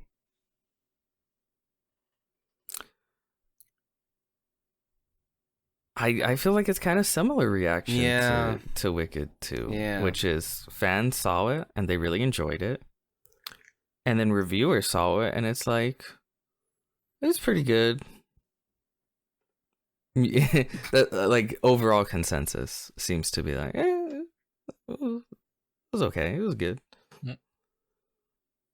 And that's what I'm seeing overall currently. But I think that one has released reviews, haven't they? I haven't really been up to date. Yeah, I think so. I don't look at reviews in general. So My timeline has been consumed with other things, so I haven't really been checking out the day-to-day as far as that. But I have seen reactions sputter here in and out with Gladiator and with Wicked. But like I've been saying, though, the one thing that I have not been seeing anyone say anything about it, and I mean, at least you can say that Wicked and Gladiator have had plenty of people who have seen it, and they can go on there and say that they enjoyed it. When the hell are we going to get somebody that's actually seen Moana 2? Now, yes, it'll make $1 billion. In fact, it may even make 1.5, 1.6 billion. Hell, maybe it'll get close to 2 billion. Who even knows? It is going to be the biggest movie of the year, bar none. There is no question about that. Despite whatever quality it is. Why do I keep harping on this? I'm just really curious to see what's going on here, because You know what's going on. I am curious to see how good or bad it's going to be, considering the fact that it was reverse engineered to be a film when it was really a TV show. That's what I'm curious to see. Considered okay. That's what you're saying right now. at least from us, Yes. I think it's gonna be considered okay from us. I think No. from, Obviously, it's a I'm different gonna story. hate it. You guys are gonna think it's okay, and then it's gonna get good reviews and make $1 billion. It's gonna be the Inside Out 2 treatment. I'm feeling it. Although that's not necessarily a 1-to-1. Inside Out 2 got great reviews, and we were like, "What the fuck?" That's what I said. It's gonna get good reviews. No. Inside Out did not Invi- get Inside Out 2 did not get good reviews. It got great reviews, and we were like, hold on a Incredibles minute. 2 is the same thing. Incredibles 2 felt Yes, like 2 fucking episodes of a TV series, premiere of a TV series, like smashed together, and that was their fucking movie. And guess what? It got really good reviews. they made $1 You guys billion. thought it was pretty good, and I ended up hating it. And so, yeah, that's kind of par for the course, and it made $1 billion. The thing is, people love Moana. They love Moana. It's I'm gonna make all aware the of money. that. I'm aware of that, and It's we know gonna- that I that's know. that's I'm not the just telling you. conversation we're having. I am don't like the idea that we're am going looking into the future. I am telling you what it will be. And I am aware of that too. Any idiot can predict that, because of course that I'm not asking. That's not the That's discussion only we're having. part of it. That's not the If you discussion we're would- having. I would like to know is how if bad you it's would going to be, because I find- want to communicate to you that I have been having a bad feeling about this movie for months and months and months. If you would find inner peace and allow others to finish their sentences in a timely manner, Then finish it. my point was, it'll, like I had said before, you don't seem to be listening. It will make $1 billion. It will get positive reviews, but it will not be. It'll at best be okay. And See, at worst, and I agree. a That's piece of what's shit. most likely going to happen. And I feel like this really just cements what a terrible year. Because this is the worst of both worlds. Because this would have cemented Bob Iger's success of coming back to Disney, and then for me, I know David feels differently slightly about Deadpool and Wolverine, but at least for me, it would have been a trifecta, like Inside Out 2, Deadpool and Wolverine, and Moana 2 just being flat out lame and losers, and yet the money behind it and the money it'll make, it just completely nullifies how I feel. I think we don't got to try anymore. No, yeah, They don't got to try I anymore. think. See, the thing is, you're not looking for the correct answer. You're looking for, I don't know if it's hope. That it'll actually be good beyond the okay that it will probably no, be. my hope is no longer in like. I have no interest in Moana 2 being good. Let me be flat out with you. My interest would be is it's so bad that people give it negative reviews. That would It's be not gonna what happen. which is terrible because the last couple of Disney animated films have gotten terrible reviews. Yeah, but they've also been terrible. But I guess Moana is too much of a likable personality to have that kind of a negative response to it. If it's already a likable property, Yeah, that's what it is. you just have to be okay. Yeah. Like if you're just an okay original Disney film, there's no nostalgia tied to it, so it's like. But if you're an okay movie with some nostalgia tied to it, it's like, oh, I love Moana. I like that I spent another 2 hours with her sailing the seas and fucking Maui doing Maui shit, you know? And the music and the scenery. If you're already into it, then that's it. You can kind of just be okay. And Disney knows this. They've been writing on this for how many fucking years at this point? 2 decades? I don't know. So yeah, they sweat at ease. Yeah, no, if you're looking for some sort of cosmic justice, it does not exist. No. I'm not necessarily sure that's what I was looking for. I think it is. I'm not looking for cosmic justice. I'm just looking for cheap, good old-fashioned revenge. But I guess to you, that's more or less the same thing. To you, it's the same thing. I don't know if it is. I mean, I had my fair share of it with Joker Folie à Deux, which, by the way, is also on digital now, and no one cares. But if you're looking for a good animated film to watch, well, The Wild Robot is in theaters. David, you had the chance to go see The Wild Robot, and you seemed to be quite taken with it. Yeah, I loved it. Where to start? No, I mean it was really surprising how much I loved the ending of it, especially because in the beginning I was kind of like, oh, I feel like we're moving like really really fast. Yes, we felt the part. same way. We felt the same way. But then at some point, once you get to a certain point, basically the halfway point, really, then it starts going at a good pace, and it's like, okay, this is what you're building up to. I could still say, like, they probably could have paced it out a bit better, but I absolutely love the main character. I love all the characters, really. Just their friendship, their relationship is really, really great. And I mean, it's kind of up there with WALL-E, a favorite robot of mine. I see. Yeah.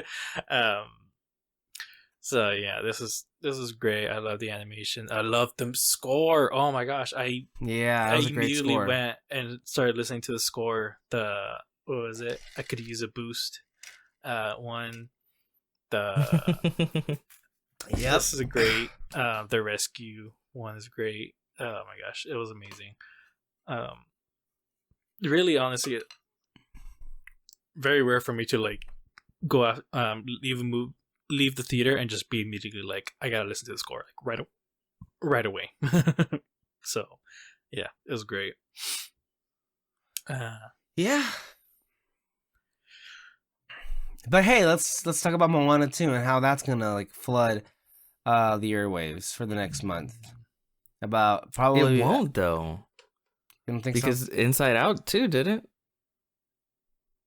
Well, I guess from the perspective It of just just- being, it was just now it'll It just quietly made all the money. yeah. That's I what guess I'm that's what I saying. meant. Like no one will actually discuss the film except Oh, for 'cause you said the money that it makes.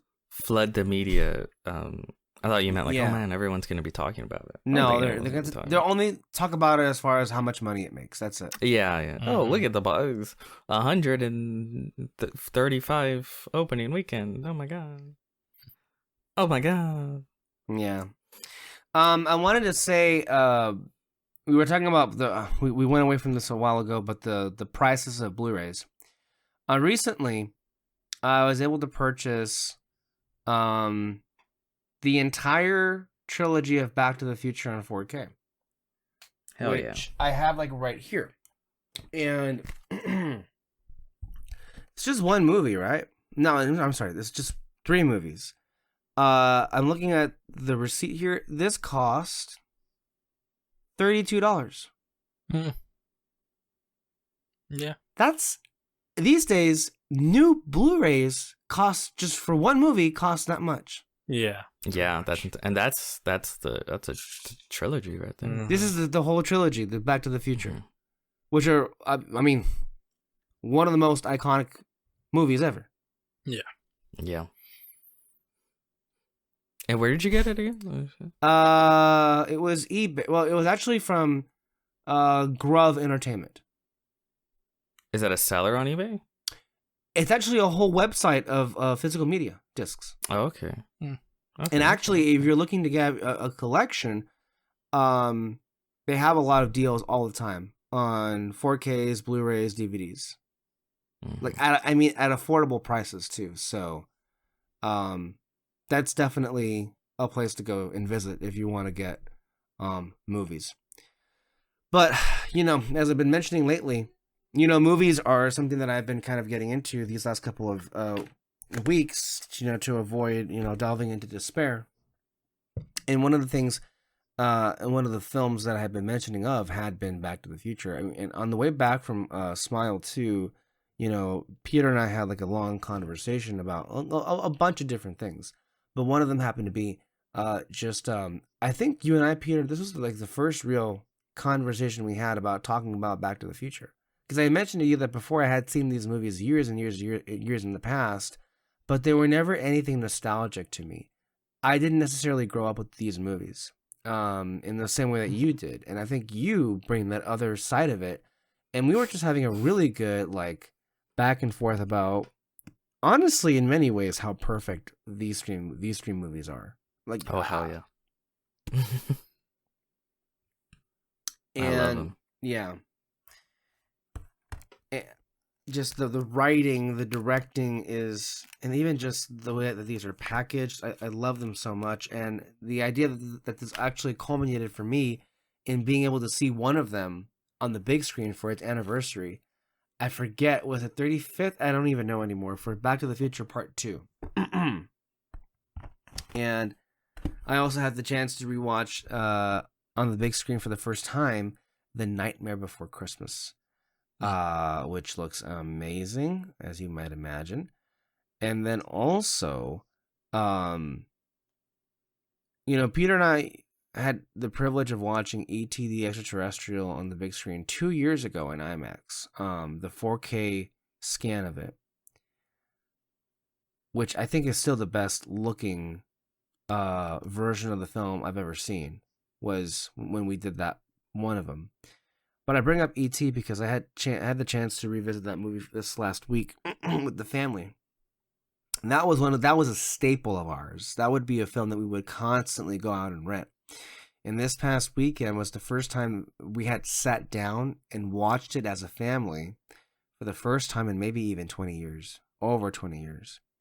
And I'll tell you, it was as if we were, and again, as I mentioned, this is a staple of ours. We had seen this many, many times before. It felt like all of us were watching it for the first time. ever.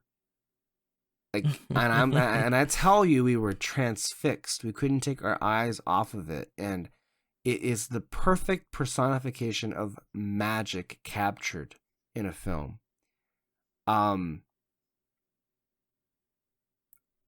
You really don't do. You can't get any better than that. And I remembered also, because I was talking about this with Peter yesterday. There was we were feeling some type of way walking away watching E.T. on the big screen. It was like, wow. I mean, what do you say to that, Peter? You yourself were particularly were like, what a picture. Yeah. Well, I was saying like it's such a sincere blockbuster, you know, not a hint of cynicism or irony sarcasm or cynicism. Irony. Yeah. No one ever looks at the screen and winks. It's all just sincerity. And that is so rare, I think, in major blockbusters. Because it's funny, people talk about like different eras of filmmaking and what you see in these films in these different eras. I think that's one of the things when people talk about the films being made now, I think that's one of the things they'll talk about. It's just sort of the what do you call it? The cynicism, I guess. Mm-hmm. That's sort of baked into almost everything. Everything you have to sort of wink at the camera. This sort of removed looking audience. We know that you're the audience and we know that we're the filmmakers and we're gonna sort of comment on that. That just permeates, I think, so much of modern films. And it was nice to just see a film that was just, you know, just sincere, heartwarming. A boy and his alien. And like David was saying, like with the Wild Robot, man, the score. Yeah. The score just makes the movie. It makes the movie so goddamn much. One of the things I wanted to bring up to you is we talk a lot about legacy. And, you know, E.T. was one of the most successful films. At one point, it was the most successful movie ever made, as far as from a box office standpoint. It was in theaters for a full year. I believe they had, what was it that they, it took the torch away from Star Wars as the highest successful film of all time at that point, I want to say. And Spielberg knew of how special it was that there was no official release of the movie until 1987, years after it was released in 1982. The idea was that if people wanted to watch it, they would catch it on TV at a certain time of year. But then, of course, it was so beloved, people would basically just record the airing on TV on their own VHS tapes. Well, that was the only way they could be able to watch it whenever they wanted. Yeah. But you were saying something about the scarcity, how much that was valued, and how it went a long way as opposed to where we are right now, where, again, speaking of Wild Robot, not even a whole 17 days of theatricality, and then, boop, it's on the internet. Yeah, that's the thing. There used to be a real scarcity. It's like, if I want to see this movie at any point in the known future, I gotta see it in a movie theater. And that's kind of it. Before, movies would run like an hour, not an hour, they would run like a year. A year. At least, you know, some of these bigger films. And then I remember growing up, it would be at least 6 months after the film came out. I can't remember if it was after the film came out or after the run ends, that's when it would come out on DVD or VHS. But now there really is, I do think audiences are trained to be like, well, when is it coming on digital? It's already been in theaters like 2 weeks. Why can't I watch it on digital? Why am I being restrained from seeing the film? And it's like, no, you want to see it, get your ass up, go to a movie theater and watch it. I really think if you want to save movie theaters, that's a big thing where you have to push the theater experience, where it's like you have to let people know it's not going to be available on digital for a long fucking time. Give it a year. It's not going to be available. If you want to see it anytime soon, you have to go to a movie theater. Yeah. While you were talking, I was able to get this up here, and I just remembered that it had. Very nice. This is what I was talking about. They released this little thing celebrating ET. Of course, George Lucas to Steven Spielberg. Of course, I mean, what two best friends in film history? The success that these two reaped. But see, that's the thing, though. Before, it was about the success of two artists, right? And now, when they do that shit, it's a company self-congratulating themselves. It's gross. You know what I mean? Did you have to do that? Oh man, but it's true. It's true. Yeah. And then it says here that E.T. was #1 at the box office for 6 straight weeks. And then it was ranked at the #1 position for 16 weeks throughout the year. Throughout the whole year, it came back to the #1 position for 16 times of a whole year.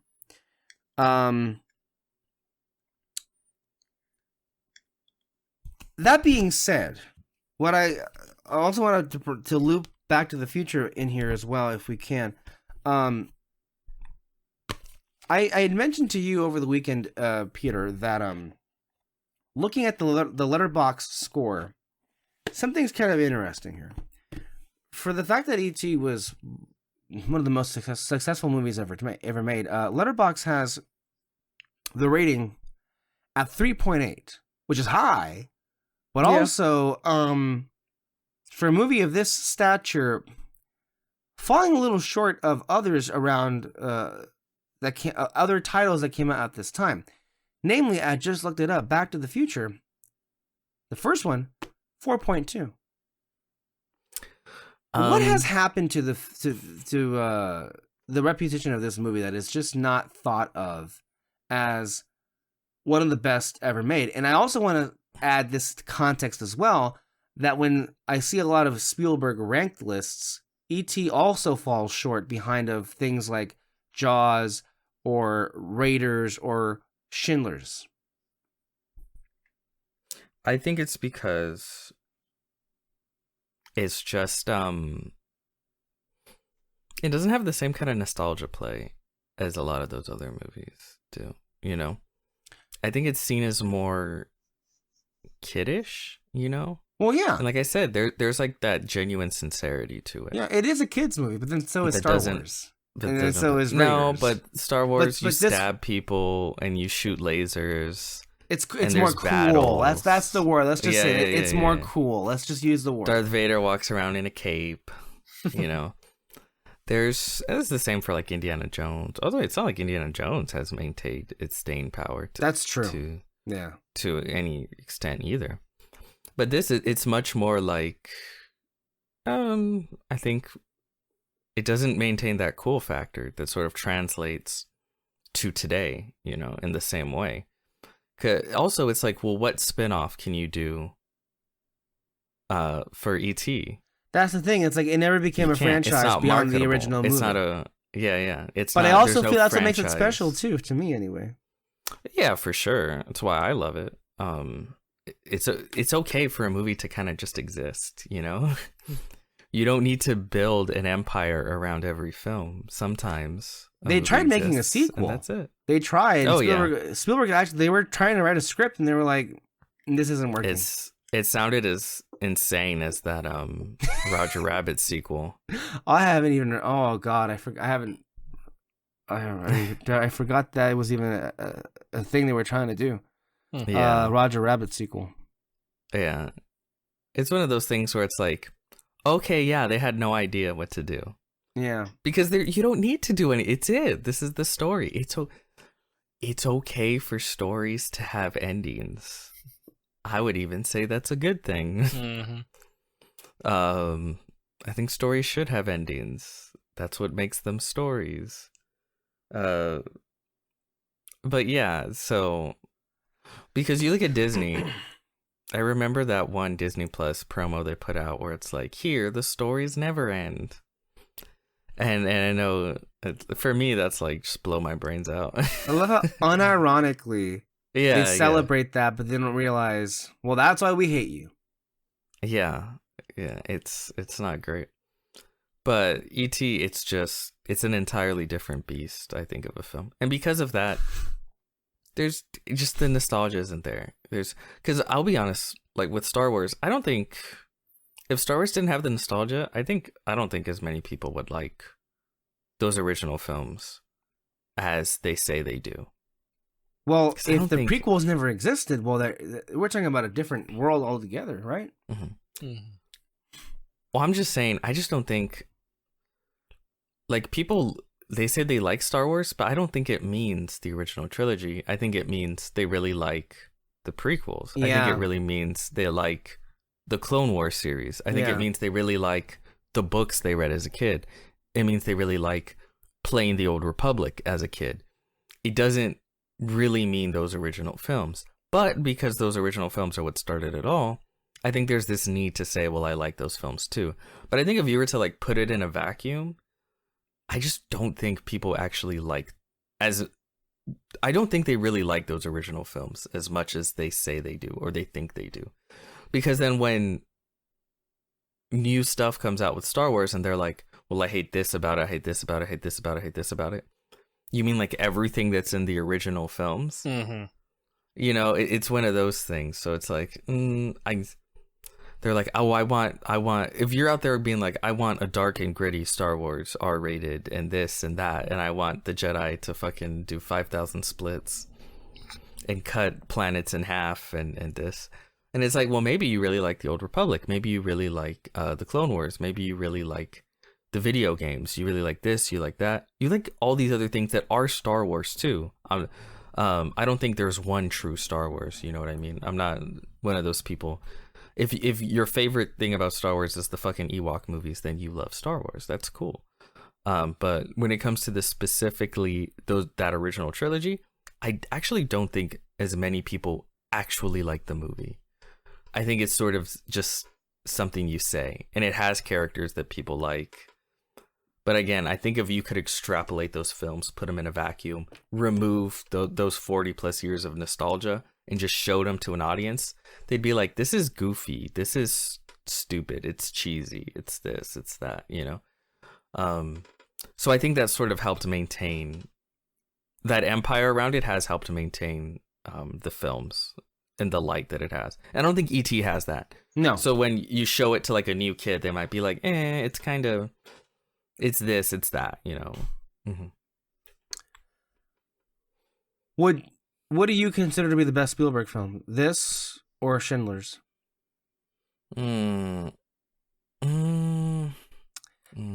It's tough, but I think rattle me off.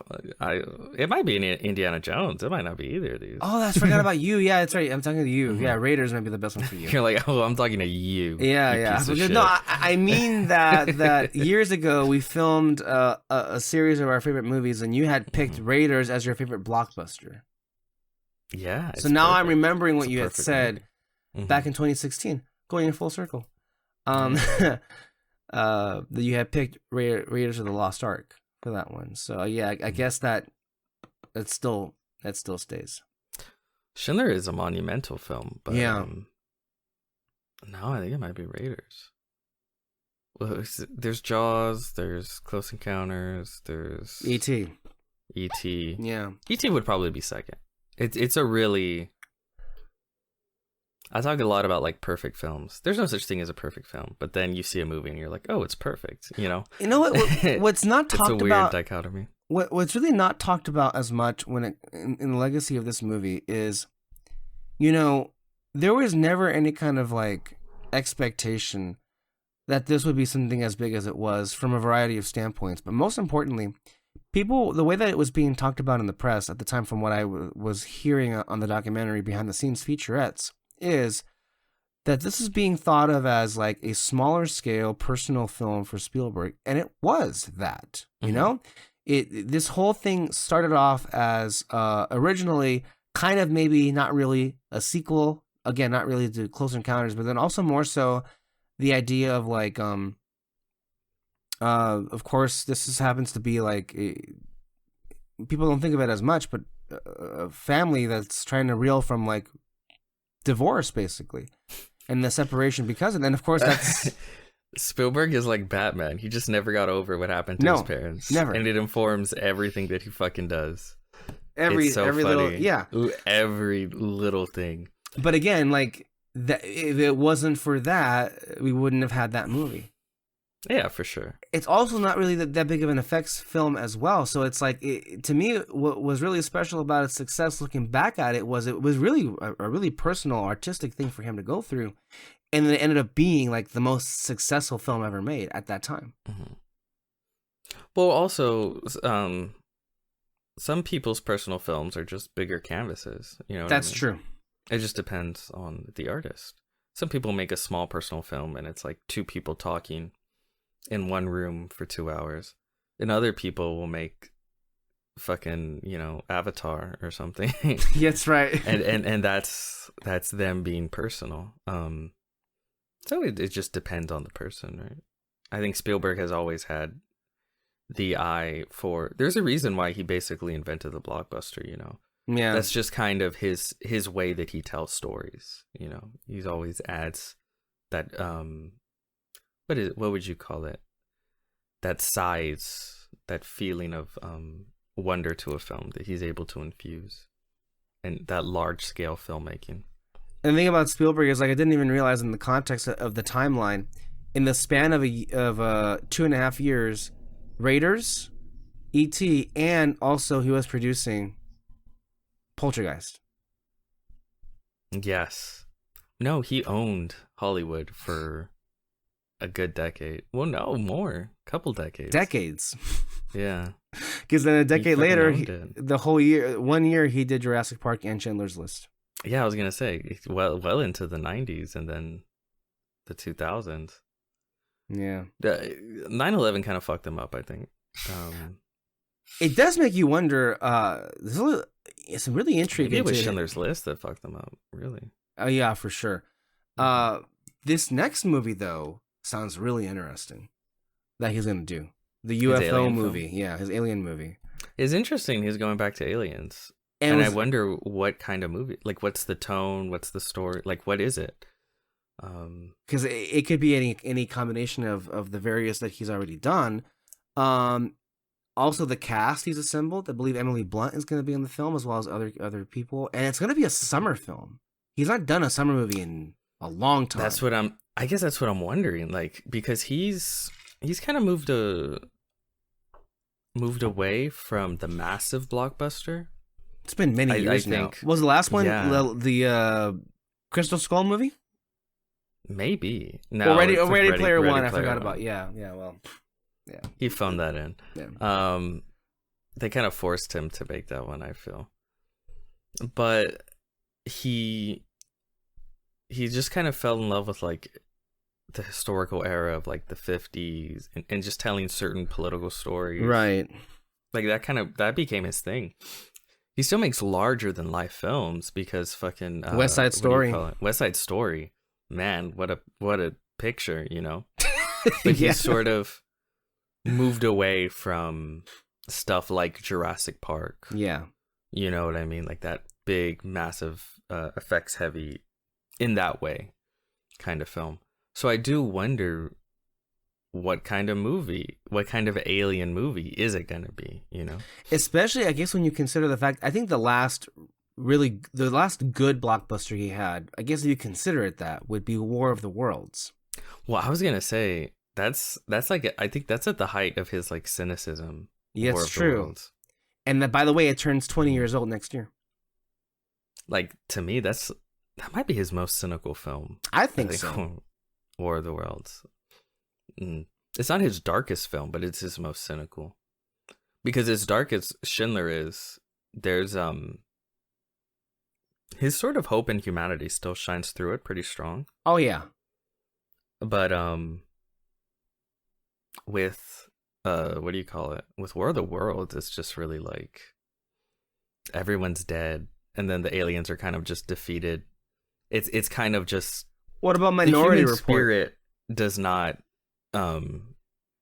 defeat the aliens. They just kind of die due to their Yeah. own lack of Hubris, basically. their own. Yeah, like there's no. It's just survival. It ain't Independence It's Day. interesting. No, that's the thing. It is not fucking Independence Day, which is funny because that plays much more like a Spielberg type. Well, thing, you would kinda. think of Spielberg. Alien and then, of course, invasion movie would be- Independence Day was the reason he cast Judd Hirsch as Uncle Boris in his movie. The Oh, yeah. Fablemans. So it all kind of like goes back and forth here Hmm. with how interconnected the movies are. But yeah, you would think Independence Day would be much more of a classic Spielberg, like hurrah, like balls to the wall blockbuster. And then his version of that was War of the Worlds, which was more. But that's what I mean. Yeah. Like that's his some people's personal canvas is just a lot bigger than others, Yeah. And once again, divorced dad. I wonder what the tone will be, but I think he might Yeah, I guess that's what's throwing me. Like, what's the tone? What's the scale? It'll He be really did interesting. say- What is he trying to say with it? Because it's He- an original. It is War of the Worlds, that's an adaptation. right. But this H.G. is an Wells. original story. Yeah. So, Is an original idea and story. I think he around the time that the Oscar season was fading, about 2 years ago with Fablemans, he received a Lifetime Achievement Award from Berlin. And I'm not sure what, but he had said in his speech that he's got to get back to some of those earlier scarier movies. I'm not sure if it could be a little bit horror. is it a little bit more horror? Yeah, that's what I'm saying. Like, man, War of the World, it has some terrifying moments. In it. Oh yeah. Like genuinely a fucked up moment, like real fucked up. Like I said, I think it's cynical, not his darkest film, but his most cynical film. So yeah, no, I am interested in the tone because every Alien film that he's made, I feel has been very different. Yes, for sure. Very, very different in tone and what it was trying to accomplish. Do and we what it was consider saying. AI an alien film? Well, what's interesting about that is he didn't want the aliens. It's sort of like with Indiana Jones. He didn't want I the forgot about aliens. that. That Yeah, also has yeah. aliens. The last Indiana Jones that he did also has aliens. I forgot it. Or the interdimensional beings, I guess you could say. Yeah. God, that's true, huh? There are a lot of aliens in the But movies. George Lucas was the one who inserted the aliens. Yes. And I was gonna say Spielberg. No, what's his name? Kubrick was the one that wanted that sort of alien ending for AI. So it's interesting. That's why I'm saying like he's the one reaching out for this story, right? Yeah. So I guess that's what's interesting to me, especially after he's gone full in and just sort of making the movies he wants to make, the personal films, right? Because he always wanted to do a West Side remake. Yeah. He fucking did it. The Fablemans, he's just kind of telling the stories you could tell he wants to make. Yeah. So it's like, okay, so what is it about this that's getting his interest? And I thought what was also telling is that Spielberg is one that just jumped from project to project. And I think he took a notable break. For him, 1.5 to 2 years is a big enough break where he was doing nothing. That's rare for him to not do anything in the span of 1.5 to 2 years. So this was also another one of these things that was like, there was quite a bit of thought put into it. And I'm not sure it's anything he had thought of before because he was being quite candid when Fablemans was coming out that he really had no idea what he was going to do next. So it's going to be interesting to see what it is. I believe it's not next year because I think it's going to be 2026. If I'm not mistaken. Which, I should also say before we leave, Christopher Nolan is also going to have a movie out that summer, 2026, with Tom Holland and Zendaya. Yeah. She finally took him under her wing and said, "You want to stop making shit films? You want to stop moping around the fucking mansion? Let's go make a real film now." Here, I'll show you what it's like. I'll show you how it's done. Basically, yeah. Are you done fucking around? Or are you gonna let me help you? God damn, that's true. And apparently she's given notes for the script on Spider-Man 4. Did you know that? He was saying shit like that. He and her apparently are giving. No, yeah, Yeah. they were on both that. excited for this. Him giving notes, I don't give a shit about. But that she's Right. giving notes, it's like, okay, maybe. Mm. Yeah, because Zendaya has the eye. She could be a filmmaker herself, as No, Denis yeah. Villeneuve That- said. That's the thing. She's got that what do you call it? Artistic eye Yeah, for projects and what works. And he clearly, as talented as he is as an actor, doesn't. especially so the because fact I mean, that she's giving her word, I think. before that announcement was made that he was going to be starring, I think he's going to be the lead character. I think in that Nolan movie, which is a big get for him. But before then, there was this other project that was announced that he was going to be with Austin Butler, where he's going to be playing yet another gangster criminal. Yeah. Like, dude, when are you going to get it through your head? Like, it's not working. Stop picking the same kind of role. It's not working out for you. Yeah, I think by the second time he got like a role like that, I'm like, you're just getting these movies for the role. Like, you're really not paying attention to what kind of movie you're on, are you? Like, No. it seemed fairly obvious even for me. Like, Well, we've talked about this. That's why it's really important. I think if you want to succeed as an actor, what really helps is to be a fan of film. And can I stop you right there?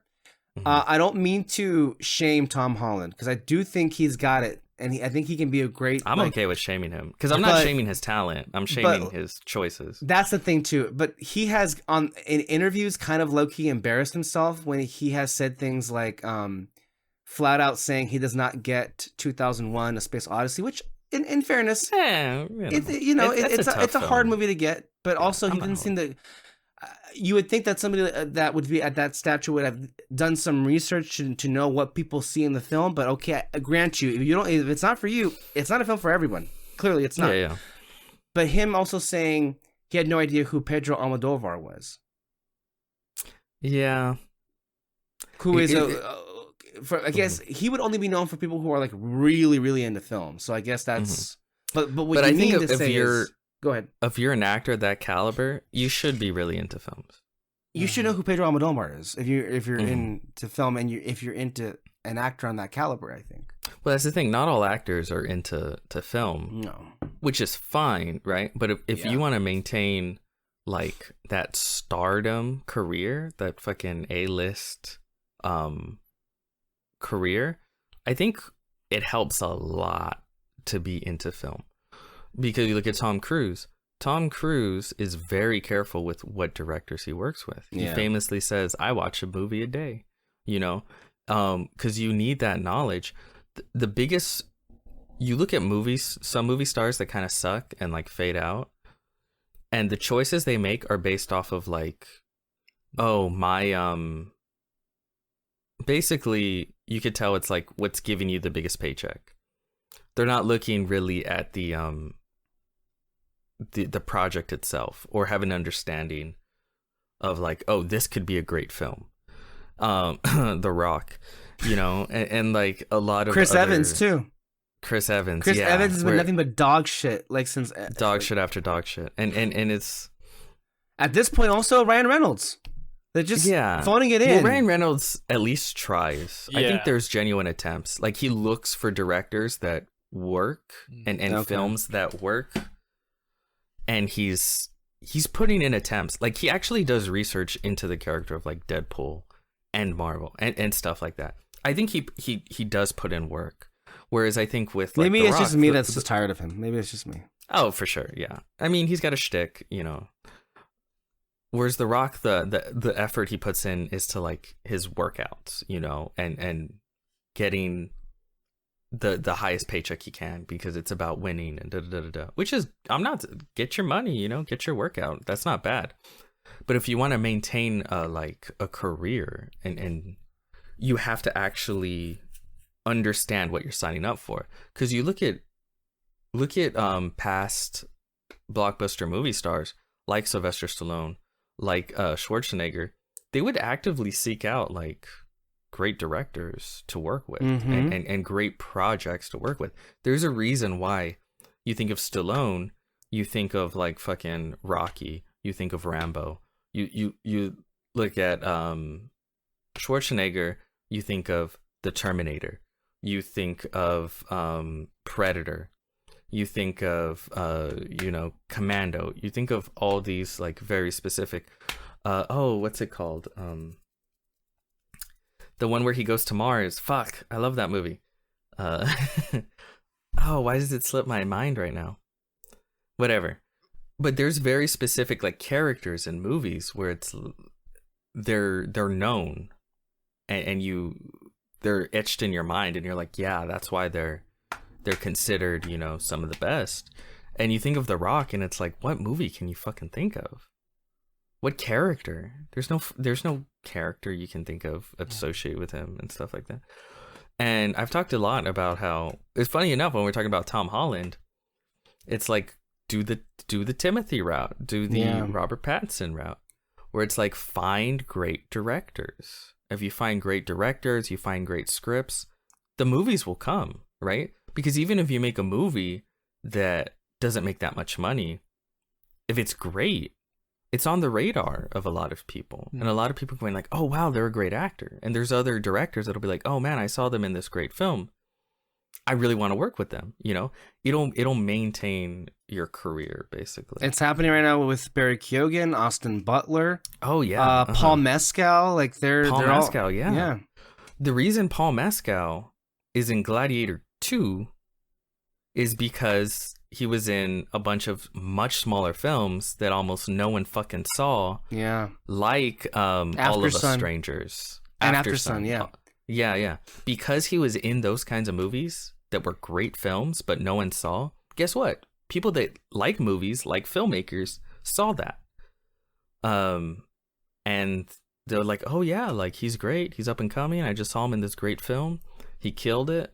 Let's see if we can pull him in for, guess what, Gladiator 2. You know, that's how you maintain. That's how you stay a big movie star, I think. And you can really tell the big movie stars who don't really care about movies that much. Like they're actors, but they're not like a fan of movies, because the choices they make, it's like, oh, okay. It's more business like, the choices, you know what I mean? Yeah, and then there's also a combination of two, like RDJ. Well, he's one of them where it's like it's very business like. Yeah, I think maybe at one point he liked those artistic. I think as much as he maybe shit talked Marvel, I think it's one of those things where it's like, you start off kind of lowly and it's like, yeah, I'm about the art. And then you make a shit ton of money for a long time. And then you're like, oh, I got to get back to making art. And then you realize, no, I like making money. Money is actually really fucking awesome. Yeah. And this is actually a lot of hard work for almost no recognition, you know? And then, you know, maybe it's dog shit. And so it's like I put a lot of hard work into something that's dog shit that no one watched, whereas I can go over here and I'll put a lot of effort into something that might be dog shit, might not, but who cares? I'll make a shit ton of fucking money and people will love me, you know? So it's I think it's more of that, you know? Because I think he got his Oscar and he's like, yeah, I'm good.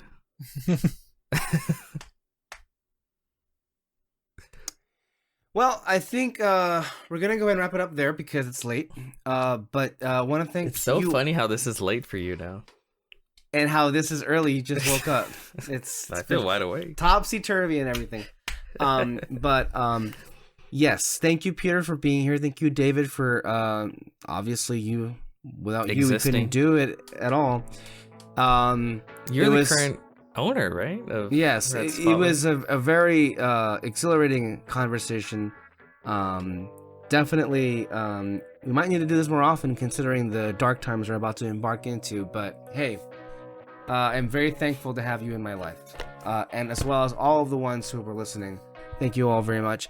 All one of you. Stay, yes, under our red spotlight because in the next couple of weeks we've got Moana, Wicked, Gladiator, and so much more. Stay tuned, guys. Bye-bye.